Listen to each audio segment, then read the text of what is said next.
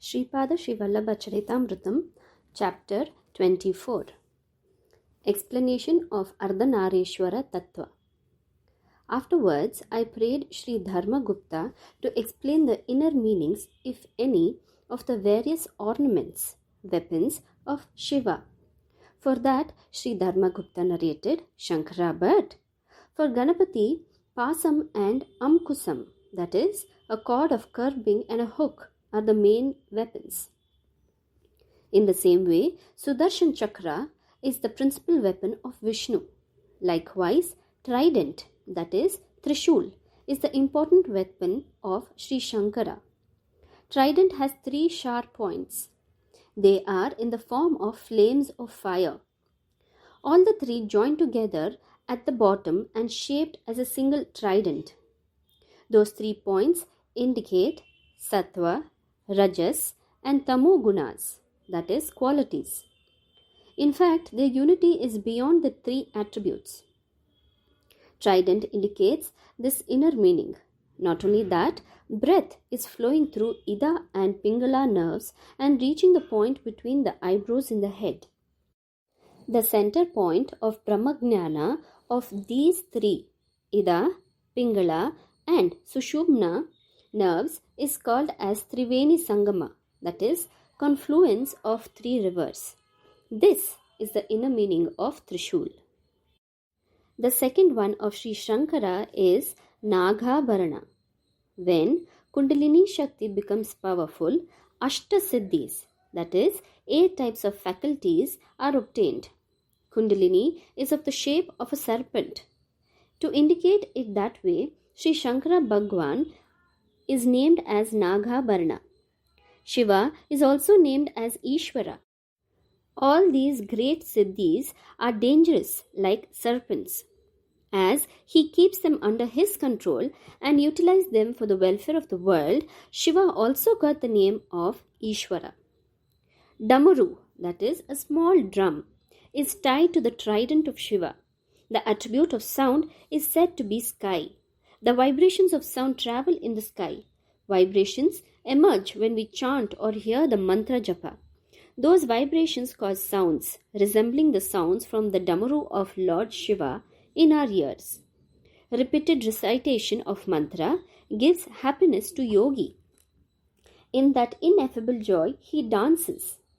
As a symbol of this only, Parameshwara holds Damaru. Agya Chakra, located in the middle of the eyebrows, is the center of all knowledge.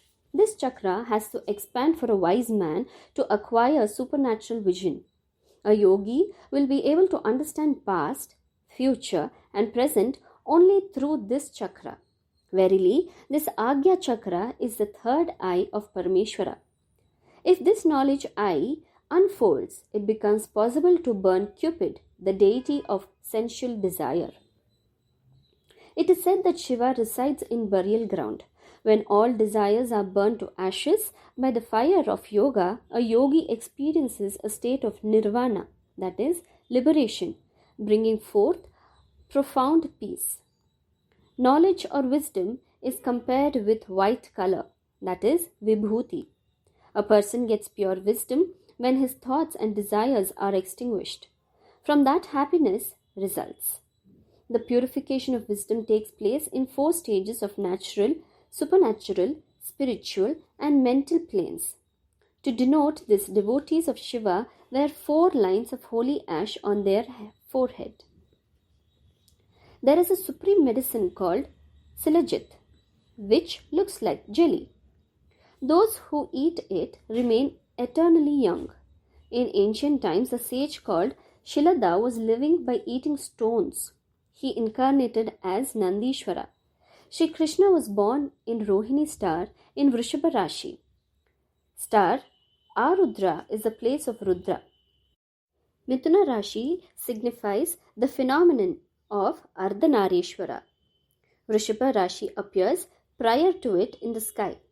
That Vrishabha is Nandishwara. Nandi shows the form of dharma. Shiva burned Manmada, who belonged to lower nature and who is a personification of lust. Then Manmada became formless and was connected to the sacred marital dharma of the higher nature. Therefore, Krishna became a disciple of sage Upamanyu. He worshipped Shiva very sincerely, and from the grace of Shiva, he got a son named Pradyumna through Rukmini Devi. This Pradyumna was called in his previous birth as Manmada of the lower nature. This Vrishabha is the house of both Manmada and Kama, that is, Cupid and lust. All righteous desires belong to the higher nature. To make it known that it is dharma to satisfy them, a ritual known as Vrushotsarjana is performed. Frightful tantric siddhis and powers are as dangerous as tigers. Shiva kept them under his control. Tiger is the vehicle for Shakti. As a sign that he kept Shakti under control as his consort, Parmeshwara wore the skin of a tiger. Purifier of the world, the sacred Ganga river dwelling in the coils of locks of Shiva's crest signify pure Brahmagnana, perennial flow of intelligence, and the attainment of immortality. The crescent moon demonstrates the great, blissful, joyous, profound tranquility caused by that eternal graciousness. Therefore, that nature of the Chandra Kaladhara, that is, one who wears the crown of moon, is the source of attainment of immortality and a state of ineffable happiness. The inner meaning of Ardhanaareshwara Tattwa is that the life force which enables people to live is divided into two, and that it remains as ovum in the uterus of a female and as sperm in the male. And by the combination of those two, a living creature is produced. However, in creation, a earthworm contains both mother and father constituents. In both men and women, the natures of females and males coexist. It must be noted that in the right side of the body, masculine power, and on the left, feminine power dwells. It should be recognized that the power in the form of breath that circulates on the right side is Pingala Nadi, and that circulates on the left side is Ida Nadi. During the breath control exercise, when breath is inhaled on the right side, heat is generated. So, it is called Surya Nadi. When breath is inhaled on the left side, body cools down. So, it is called Chandra Nadi. In the body of Kala Purusha, the 6 months extending from Mesha Rashi to Tula Rashi in the zodiac giving heat are to be regarded as Surya Nadi. The other 6 months from Ashwayuja to Phalguna are to be considered as Chandranadi. It must be understood that from the motion of sun and moon, full moon and new moon, that is Paurnami and Amavasya, phases are formed. A yogi, by the exercise of breath control, achieves in his body all the phases in the circle of time. He gets the knowledge of time, which enables him to be aware of everything of past, future and present. This wheel of time is to be recognized as Ardhanaareshwara Tattwa and as an inseparable couple. Night and day, Paurnami and Amavasya, and all such things appear in succession one after another. One is the basis for the other. There can be no day without night, and vice versa. Parents who are called Ardhanaareshwaras are the cause for the emergence of this infinite creation. The inner meaning of terming Shiva as destroyer is that old creation exists and new creation is ushered. Changes in creation come about naturally. Advent of new creation, its continuance for some time, and again its annihilation are inescapable. If all the astras, shastras, that is, fiery missiles and weapons used in ancient warfare, and mantras are to be achieved, the grace of Ishana Rudra, who is the lord of all faculties of astras and shastras, has to be necessarily obtained. Then I prayed Sri Dharmagupta to explain in detail about the close connection between star Arudra and Shiva Parvati. Then again he started narrating. Rudra appears as a hunter holding a bow and chasing a running deer on a hunting spree. This figure is visible in Arudra star in the sky. He works like a hunter. The effect of planetary movement. The image of this hunter Rudra is seen in the constellation across Gemini and Cancer zodiac houses at a corner. When malefic planets like Saturn, Mars, and Rahu move near this constellation, universal wars and destruction takes place.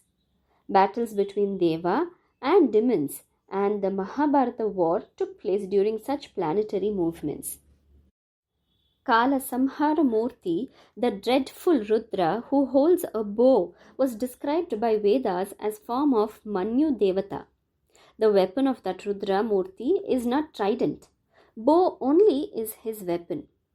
Chaturdashi, which comes before Amavasya in the month of Magha, is called Mahashivaratri.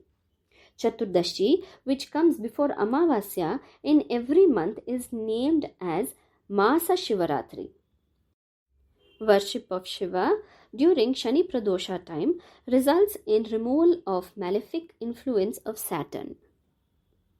It is highly important if Mahashivaratri falls on a Tuesday. If Trayodashi falls on Saturday, it is called Shani Trayodashi. To remove different types of troubles caused by Saturn, who causes consequences of fate, Shiva should be worshipped and Jinjli seeds should be donated on Shani Trayodashi. Shiva is the lord of Saturn. So if Parameshwara is worshipped with Jinjli oil, the afflictions from Saturn are removed. If during dusk on Saturday, if Shiva is worshipped, all evils from karma get annulled and peace and comfort are obtained because Shiva is the lord of Saturn. Saturn causes experiencing of karmic results. Shiva causes destruction. Every person should worship Shiva during Shani Pradosha time. This worship reduces into ashes all heinous sins arising from inauspicious actions and purifies body, mind, intellect, ego, heart, and soul through fresh, divine, effulgent, auspicious vibrations and bestows a happy new life. For obtaining all these supreme achievements, one should perform worship of Shiva through Shani Pradosha period. By the above procedure, the fury of Saturn will abate. During the night of Saturday, the negative forces ruling over all sorts of sins of that living being, which are forces of misfortune, remaining invisible in a thick black color, great destructive powers, reside in Mahakali, the form of Shakti of Mahakala. The next day, on Sunday, at the time of sunrise, on account of the grace of that Mahashakti dwelling in the center of the region of sun, a new life will commence for the spiritual aspirant. Heaps of inauspicious sins are burnt in the fire of yoga of Sri Parameshwara. The form of Shiva of 5 elements. Shiva is made up of 5 elements. In our body, in Mooladhara, earthly nature is there. As a symbol of this, spiritual aspirants worship Parthiva Linga. In the circle of Swadhisthana, nature of water is there. Jalalinga represents this. Circle of Manipuraka relates to the nature of fire. Jwala Linga represents it. This is also called Hiranyastambha, that is, pillar of gold. Anahata Chakra in the heart is the seat of airy nature. Vayulinga is a symbol of this Vayu Tattva. The Visuddhi Chakra in the throat, which is the seat of sky, is called Chidambara Linga. This Chidambara Linga, which is called Akasha Linga, has no shape at all. The adoration, worship, and darshan of these Shiva Lingas of 5 elemental forces is highly fruitful. In Chidambara Kshetra, that which lies hidden behind a curtain is called Chidambara Rahasya, that is, secret of Chidambara. Nothing to be seen when the curtain is lifted. Pure sky is Atma Linga of Shiva. Heart is a seat of spirit, and therefore it is the area of sky wherein the soul dwells. In fact, sky has no form at all. Yogis who concentrate their mind and meditate with single pointed look upon their real self, the firmament of heart will open up. Entire creation, whole universe, stars, planets, and others appear in his heart. Runa means sin. Aruna means sinless. Parameshwara resides in the sky of the heart. Parameshwara exists in Arunachala in the forms of Arunachaleshwara, Arunachala mountain, and in the person of a Mahasiddha. His darshan diminishes all sins. The same Arunachaleshwara has incarnated in human form in Pitakapuram as Sripada Srivallabha. Now he is brilliantly shining in divine glory in Kurungedda with a view to liberate us. Kurungedda equals Arunachala mountain. Arunachaleshwara in the form of Ardhanaareshwara is Sripada Srivallabha. The great Siddha in Arunachala also in the guise of this sage. Just as the mountain in Arunachala is indeed the image of Shiva, this Kurungedda also is indeed the form of Sri Vallabha.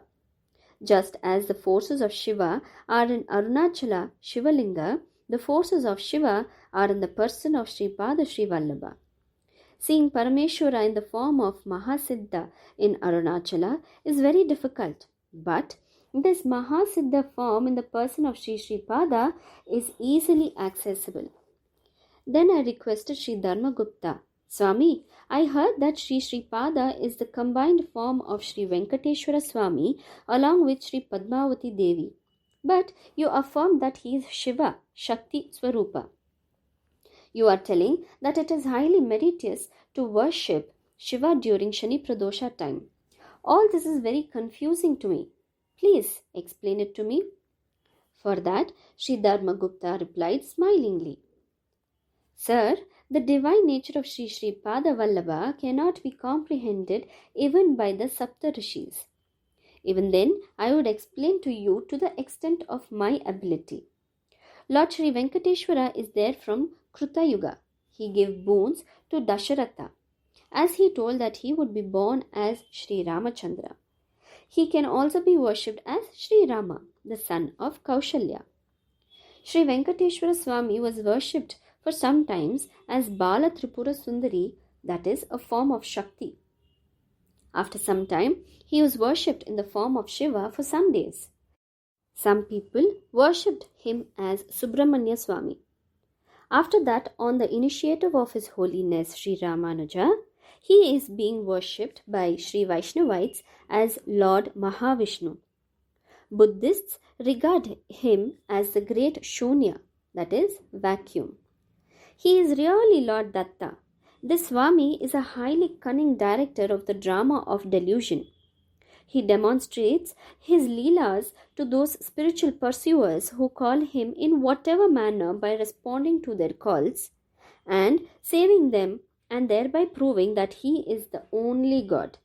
He is the same one who is passing as Sripada Sri Vallabha in the world. On the left side of Sripada's body, Shakti travels, and on the right side, Shiva moves. Therefore, he is the personification of Shiva Shakti. Mother Padmavati adorns his heart. Heart is the symbol of mercy. It is the place of Anahata Chakra. Shakti extends from there to upper chakras and lower chakras, that is, a region or division of the body. A power plexus in the human body is often termed in spiritual language as chakra. Therefore, in another body of divine consciousness, he is Sri Padmavati and Sri Venkateshwara. He is the form of Vani, that is Saraswati, and Hiranyagarbha, that is Brahma also. Vani Devi, that is Saraswati, who expresses herself as Para, Pasyanti, Madhyama, and Vaikhari forms of speech, dwell on his tongue. The divine consciousness of Mother Vani and Hiranyagarbha remain in a non-dualistic state. The real Chidambara secret is he assumes three different forms of consciousness at the same time. There is not even a small touch of similarity in any measurement between his body and any other body. He is assuming at the same time the bodies of consciousness of Vani Hiranyagarbha, Shiva Parvati, and Padmavati Sri Venkateshwara. Simultaneously, he took a body of consciousness called Sri Sripada Sri Vallabha that transcended the above forms of consciousness. This is his Yoga Maya. His Vaishnava Maya, that is, illusion created through yogic powers, powers of illusion of Lord Vishnu. This is his Chidambara mystery. He can be regarded as one belonging to Dvaita or an Advaita or a Vasishtha-Dvaita sects. He can also be considered as one who is above all those. The reason is there are no limits to his Yoga Maya and Vaishnava Maya. For the cunning one who donned the charming figure of Jagan Mohini and distributed nectar only to deities, for the one who enticed Paramashiva in his Mohini form and who made Paramashiva enamored of him without the need for Manmada, that is Cupid, and for one who gave birth to Dharmashastra. What is impossible? For Lord Datta, who imparts the knowledge stating, I am this Mohini form, I am also Dharmashastra, what is impossible? Atma said that it will create itself through Maya. Is it not? He who was in the form of Mohini created himself as Dharmashastra. Oh, what a cunning way! Saying this, he struck me with wonder.